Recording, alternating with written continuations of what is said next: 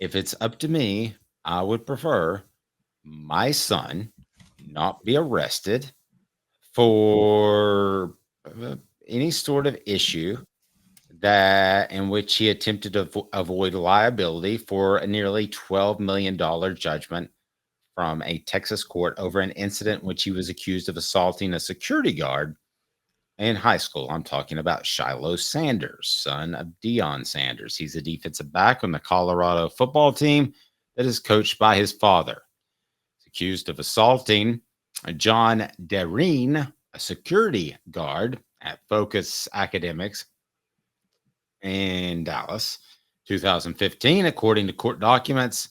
They first revealed by the Colorado outlet Westword last week. Now, I may be a little different than many of you. I believe that 99% of police out there are out to do a good job. We hear a lot of the bad ones, and there are bad police just like there are bad talk show hosts. This to me is very, very troubling. This to me is something that Deion Sanders will get away with because he's bombastic and he's fun and he's had success. But this is something where I'm going to tell you, Deion Sanders, if your goal is to move up to a destination, pardon me, a destination type job where you want to stay forever, and that's not Colorado, that's Ohio State, that's Michigan, and the Big Ten, that's Alabama, that's what I believe Tennessee is, that is Georgia, that is some of the schools in the SEC as well. You're not going to do it this way. And in a lawsuit filed in 2016, Darian claimed he had sustained severe and permanent injuries, including broken neck, damage to his cervical.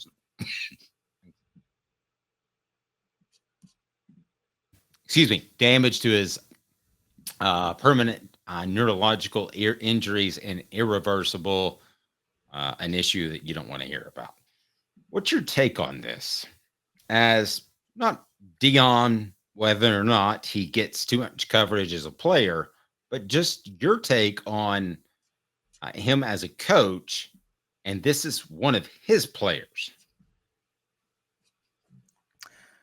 I think this is very... I'm not going to speak on the actual incident he was involved in because this is way back in 2015 when he was in high school. Players have been involved in a lot of things. We don't know everything that went involved into this. I'm going to stop with that. Whatever legal judgments were found with the security guard, I hope that, theoretically the parent is on the hook, has to pay out. Fine. I'm all for that.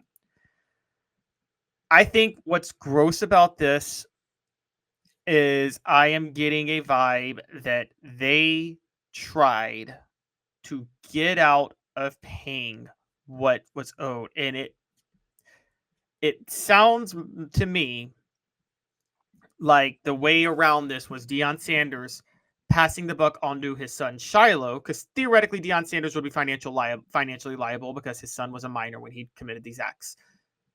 I think it seems like they tried to get around this by Deion Sanders passing the buck onto his son because his son was about to make NIL money in college. And then his son, it sounds like Shilo was lying or providing false statements about his NIL assets and what he had, which would theoretically he may have done to get out of paying what he owed this person.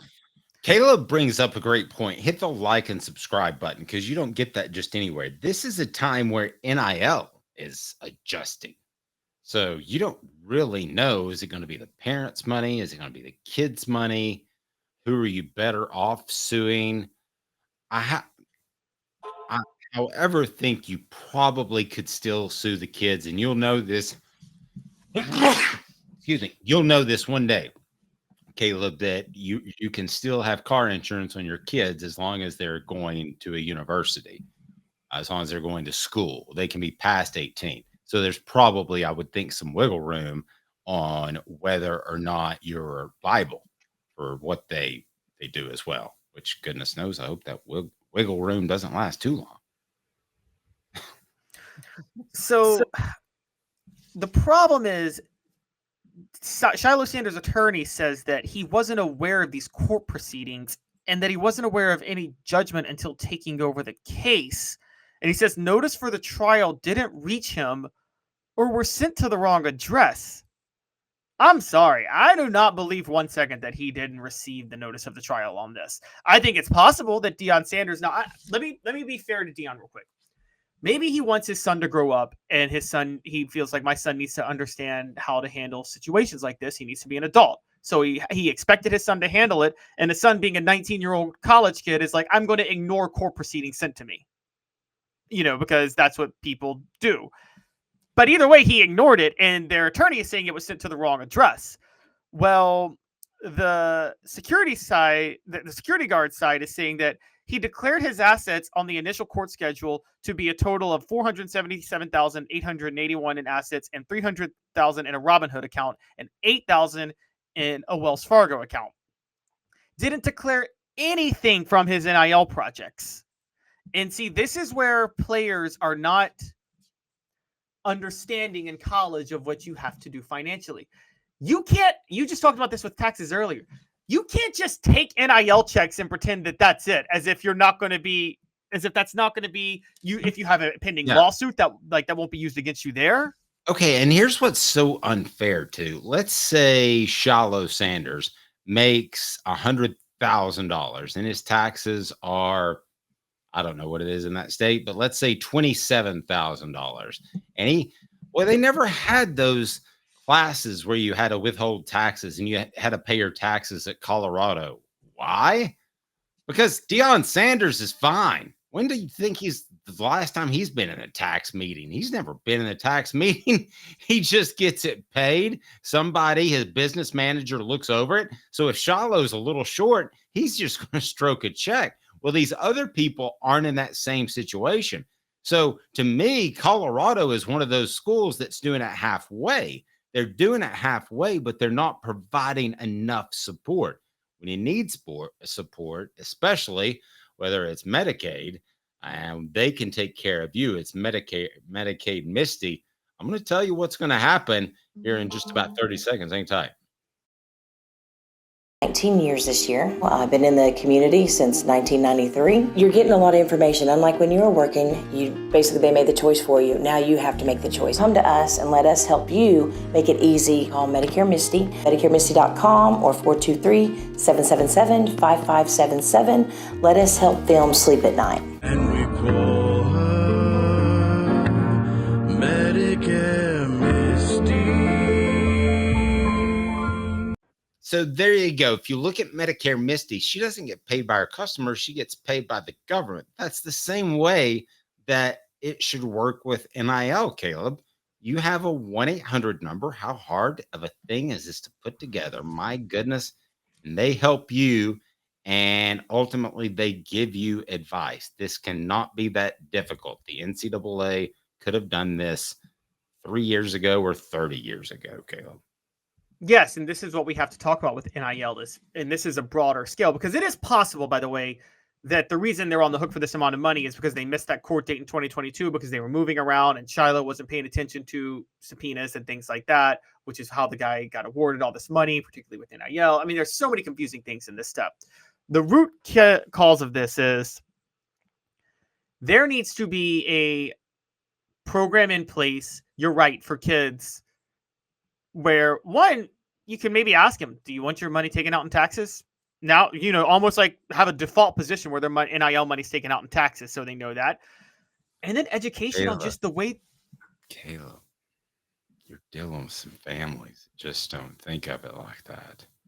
I know that this is whether it's colleges. I'm not using some sort of broad stroke, but whether it's very rural or very inner city, they've shown up at a job and the taxes have been taken out, and it's something you'll worry about. Just trust me, there's potential for huge, monstrous pitfalls. Okay, but let's talk about a couple of the things that could happen here. One, now, how many fights have you covered, Dave, on campus since you've been at Tennessee with involving former players? How often does that happen? All the time, right? Wait, former players or I'm sorry, current players, when you were covering Tennessee during the former years, I mean, there was a period where it seemed like a player a week was getting into a fight with a student, right? So not during practice. Not during practice. No, I'm talking about like the Brent Schaefer incidents. Those type of incidents. Okay. So during that little run, probably I would say just physical violence 2. Okay. 2 dozen. 2 dozen. Go ahead. Wow. Yeah. There you go. God, I forgot. Left a very important word out there. Yeah. I'd say 2 dozen. Over that 5 or 6 years. Yeah. 2 dozen. Easy. Okay. So let's think about this. Back in those days, it was, are you going to kick them off the team? Are you going to do this? It's not going to be that now. These college players, I'm telling you, you get into a physical fight on campus, you're going to get dragged through the court system for every dime you got in NIL money. And you're going to get massive civil penalties lobbied against you. Another point I want to bring up, and we talked about this today, we're going to keep this very sensitive because you want to take every case seriously. But you are much more of a target for women now, like you said, Dave. You are much more of a target for women now